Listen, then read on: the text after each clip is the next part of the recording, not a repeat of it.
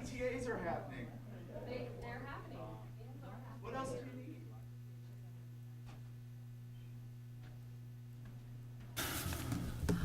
All right, we want to welcome everybody to tonight's school board meeting for the Cedar Rapids Community School District. It's Monday, September 10th, 2018. And with that, I'll call the meeting to order. Would somebody like to read the approval of the agenda? John, I move that the agenda of Monday, September 10th, 2018 Board of Education meeting be approved as set forth, and that each item is considered ready for discussion and/or action. And is there a second? Second. This is a roll call vote. Director Jacobo. Aye. Director Borcherding. Aye. Director Anhaltz. Aye? Director Jansen. Aye. President Laverty. Aye, thank you. With that, we'll turn it over to you, Dr. Buck, and the superintendent's report. All right, thank you. So we are one of only 3 districts in the state that are approved to provide renewal credit to our teachers. On September 6th, about 50 of our teachers participated in an opportunity to earn renewal credit as they learned more about blended learning. The teachers utilized the session to create cohesion between the mission and vision, profile of a graduate, and the new technology plan. The purpose of the year-long class is to ensure all learners experience a rigorous and personalized academic program that is equitable, accessible, flexible, and digitally rich, so all learners are future-ready. Teachers will continue to meet online and face-to-face to study and implement strategies for a technology-rich environment. Last week, the governor announced good news. Iowa has made progress on early literacy screening assessments for the 3rd year in a row. The share of kindergarten through 3rd grade students who met or surpassed benchmarks used to measure statewide progress increased from 69.7% to 70.5% from fall 2017 to spring 2018, and has increased nearly 7 percentage points since 2015. As a school district, we've made important progress with a 9.1% increase from fall to spring. We're proud of the important work underway towards continuous improvement on our FAST scores.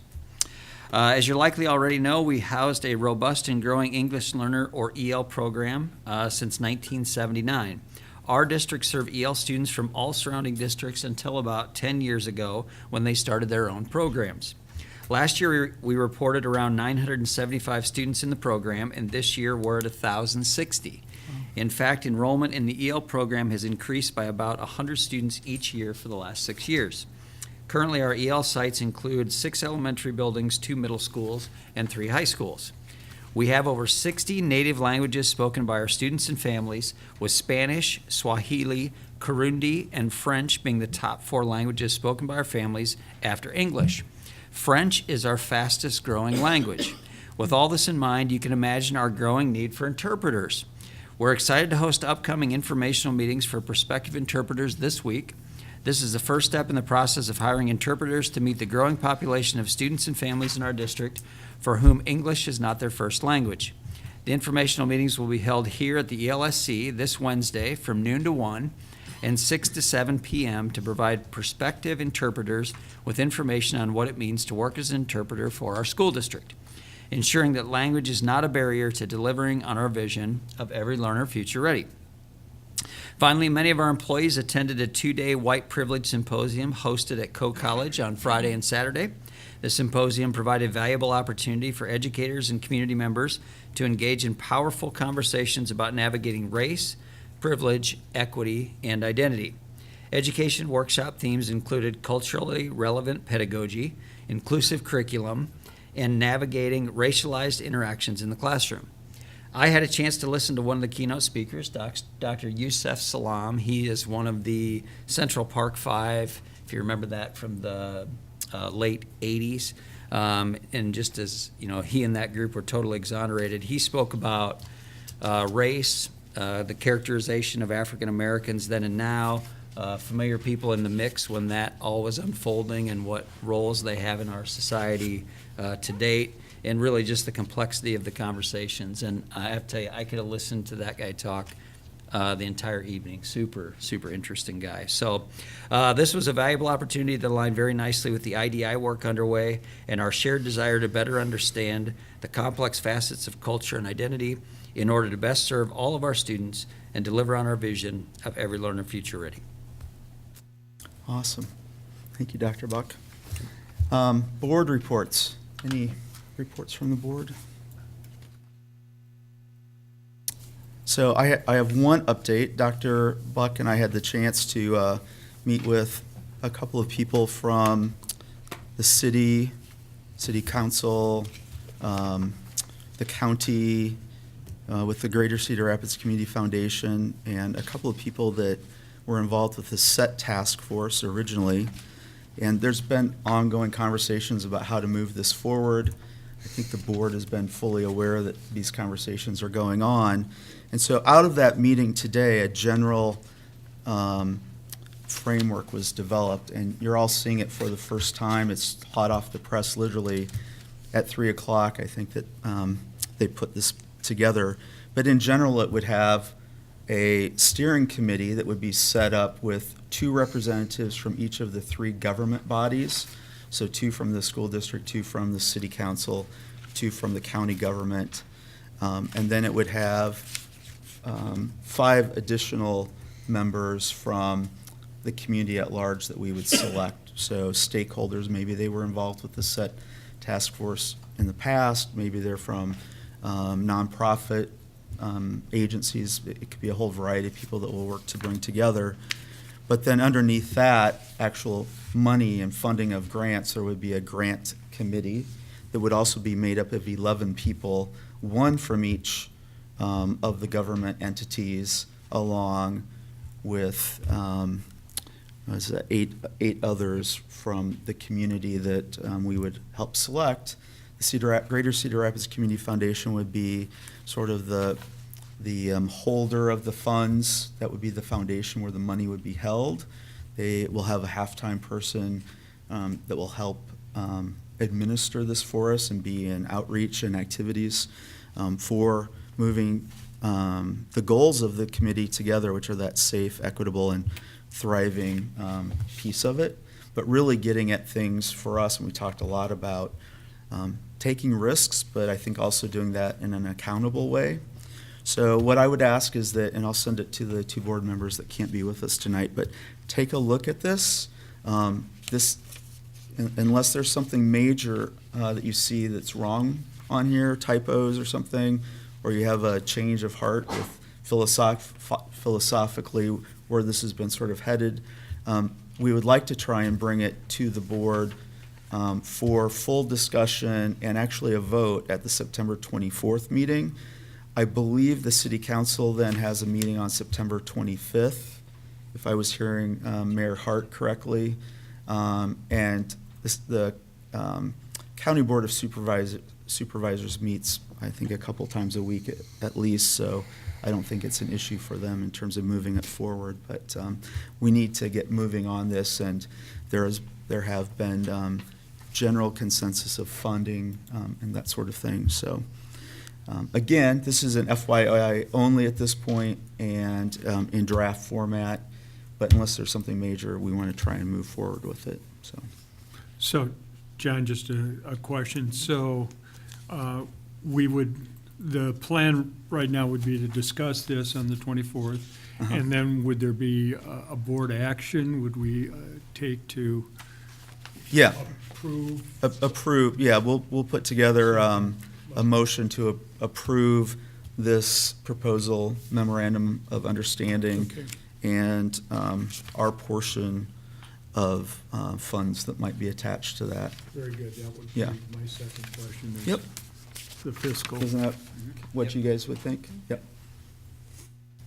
So if there's a need to extend it to 2 board meetings, we can certainly do that, but again, it would delay the process. And I know there's a lot of things sort of pending in the community, some really novel ideas to try and bring some things together and get it moving, so. All right. Thank you, John. Yep. All right. Anything else there? Okay, seeing nothing, we'll go ahead and move on to communications, delegations, and petitions. And with that, we have 2 requests to speak before the board tonight, and I think both have spoken before us before. So we'll have 5 minutes. Laurel Day, our board secretary, will have the 5-minute clock. If you could just approach the podium and let us know your name and your address, and appreciate that. And Lawrence Winklowski will start out with you, sir. Just the luck that you were on the top of the sheets, Larry, so thank you. Lawrence Winklowski, 423 Morel Road, First Northeast. First of all, I'd like to give you an update. Last year I talked to you about the bone marrow program at Kennedy High School, and that how one of the former students donated. Let you know that the recipient of that, what ended up being T cells, is looking forward to dancing at their child's wedding this fall. And I heard there was another person on who is a match, so it's up. I'm not sure if they're going forward, but you know, little programs can make the biggest difference, and they don't cost much, at least to the school district. Second thing, real quick thing, you know, I've always talked about answering questions and getting answers, and when people aren't clear in that, I got a solution. It's called picking up the phone and calling the person when if you're not sure what they said, or send them an email. And it's real simple. But actually, the main reason I came here is because school board and that has been busy over the last few weeks with some special meetings. And as a member of the public, I'm going to give you some feedback. Less sometimes is more. I was actually disgusted, and probably had several other emotions when reading the articles, hearing news stories, and actually the one that I started reading last week, I just threw the paper down. I just go, I don't want to see this. I was really offended that, first of all, any information came out before you had your hearing about the employee to the press, you know, and I hear, oh, we had a baby doll that was hung. Well, you know, it's a pretty broad statement. I thought it was by the neck. I started reading something last week. It's by the arm, and naturally someone had to play the race card because it was a black baby doll. Would the outcome have been different if it was a white one?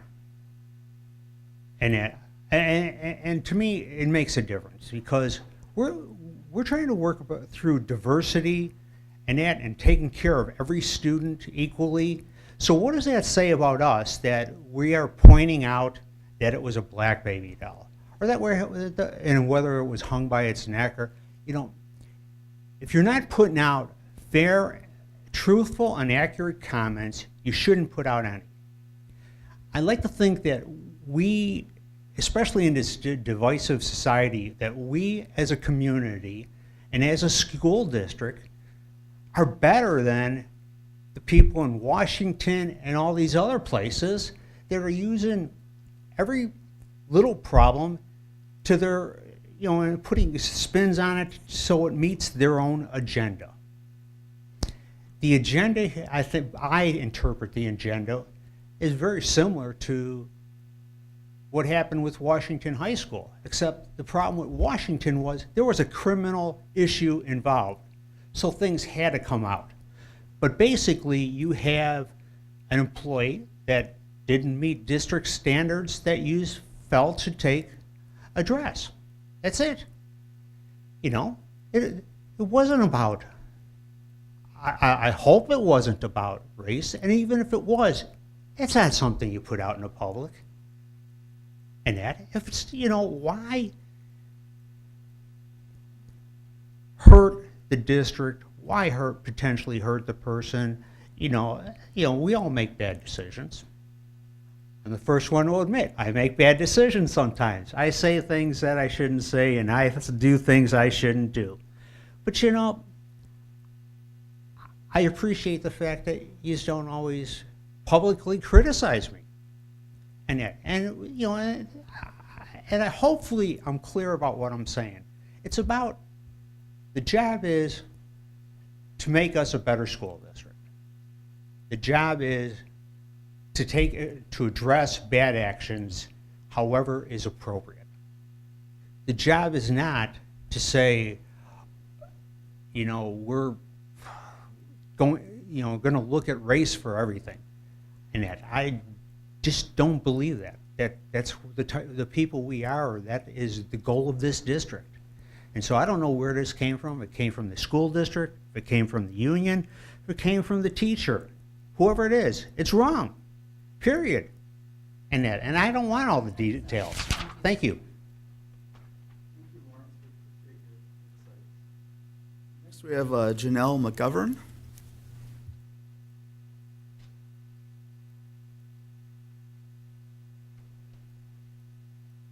Hello, welcome. Hi. Good evening.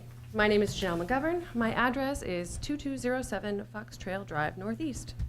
I'm here this evening representing PTA. And first, I would like to congratulate our district on an excellent start to the school year. I've been fortunate to hear many positive comments from parents at each grade level. And on a personal note, I would like to say that I'm enjoying many of the online videos presented by the district highlighting our schools and our educators and our programs. Second, PTA is really excited about this school year.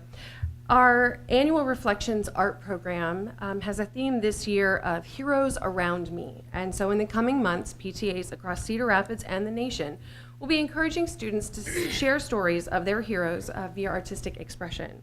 I'm looking forward to seeing the results and honoring our state's winners. I would also like to remind our local schools that as recently as 2016, Cedar Rapids Washington High School had a national winner. Third, I would like to share a new state PTA award that will be presented to qualifying units this year. It is the We Are All in This Together award.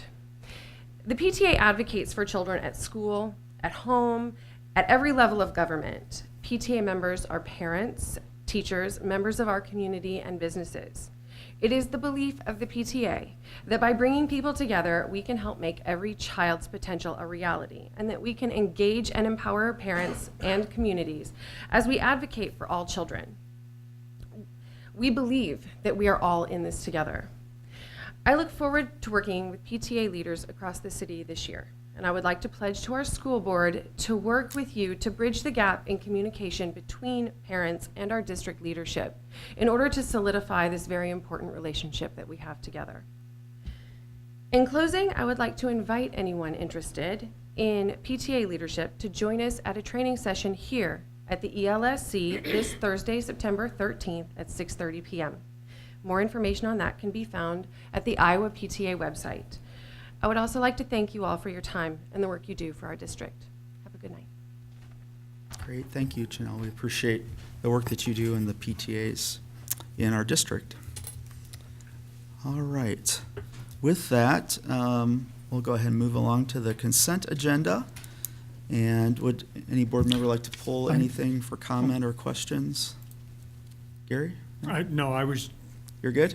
Yeah, I was just thought maybe it You're took ready. a motion to approve the Okay. consent agenda. And I was all ready to, before we could discuss it, I thought we had to have a motion to, but that's all right. Anybody else? Anything you want to pull?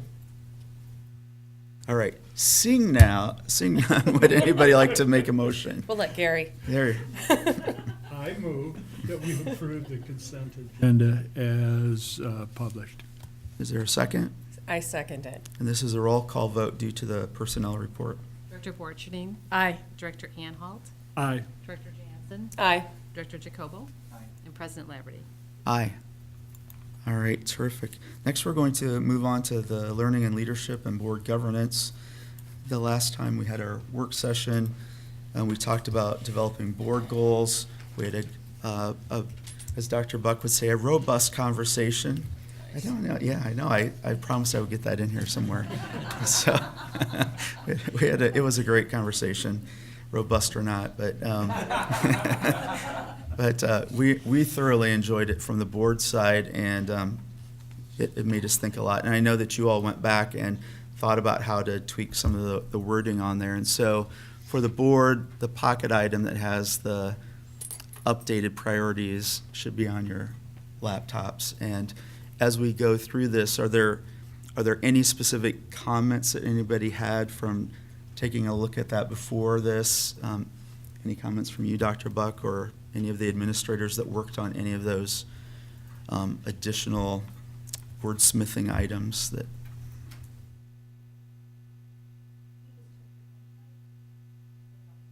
Yep. And are you all feeling good about where that ended up? Okay. because, I mean, ultimately, this is a team. You're really experts in this, and we want to make sure that what we're seeing as the goals are aligning with your work through Dr. Buck, and so, you feel good? I think it's in great shape. Okay. Yeah. And any concerns from any of the board members? Okay. If there's nothing of substance, then, Laurel, we don't vote on this, right? No. No. Nope. So we don't vote on this, but this, I mean, unless there's a clear voice that something is out of alignment with this from what we talked about, this is what will move forward in the 18-19 school year. So really it'll be a different situation because the elections, it's kind of an odd thing, right? Will this will go until November of 2019? Correct. Yeah. So it'll last December. a little bit longer than we normally would until elections and the board election cycle happens. Okay? All right. Seeing no objections, thank you all for your hard work on that and getting us to the point that we're at. And we're looking forward to that synergy working together and making a difference for all the kids in our schools. And I know at some point, Rod, we talked about having sort of that cultural competency discussion with the board, and Dr. Buck and Laurel and I think Nancy maybe at one point had talked a little bit more about moving that forward. So I know that that's on the list. And Laurel has done a great job along with Dr. Buck of trying to help map out all of our priorities from when we kind of did the exercise in the work session of prioritizing. So we should be able to hit all of those top priorities. Some of them that were a lot lower will end up being information items or potentially just presentations. But the goal is to get through all of those and it's mapped out with some flexibility potentially in there depending on what comes up along the way, which it seems like stuff always comes up. Stuff It seems has to come since up. I've been on the board, something Yeah. always comes up. Yeah. So, all right. Anything else for the good of the order, or no?